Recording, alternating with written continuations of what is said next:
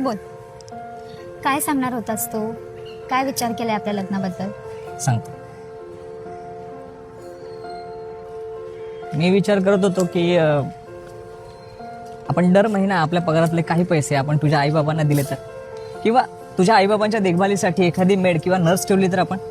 ए बाबा, मला त्या हल्लीच्या मेडवर अजिबात विश्वास नाही. तुला माहितीये ना मागच्या महिन्यात पाटील काकांच्या घरी काय झालं? विसरलास का? अरे त्या पाटील काकांचा जीव जाता जाता राहिला रे. त्या मेडनी साठी अस्तमाची बॉटल कुठे ठेवली हे सुद्धा तिच्या लक्षात नव्हतं. हे बघ, मी माझ्या आई वडिलांबरोबर अशी रिस्क नाही घेऊ शकत. सॉरी. शेवटी एकच पर्याय उरतो, साटलोट.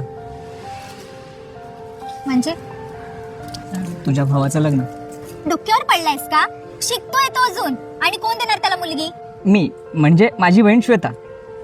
तू लग्न करून आमच्या घरी येशील आणि माझी बहीण तुमच्या घरी जाईल. झालं ना साटलोट? नाही नाही, मला हे अजिबात मान्य नाही. लहान आहे रे ती अजून. मी काय त्रास भोगतीये, काय धावपळ करतेय माझं मला माहिती. मी तिच्या वाट्याला हा त्रास देणार नाही. त्यापेक्षा तूच एक काम का नाही करत? तूच का नाही येत माझ्या घरी घर जावई बनून? हे घर जावई छे, आणि लोक काय म्हणतील मला?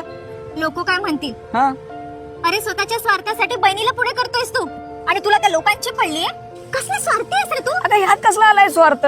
आणि असंही आज नाही तर उद्या तिला लग्न करावंच लागणार आहे ना. तिचं लग्न करायचंच आहे आम्हाला. मग तुझा भाऊ बेटर ऑप्शन आहे ना. आणि त्या दोघांसोबत हे सगळं बोलणार कोण? ते तू सगळं माझ्यावर सोडून दे.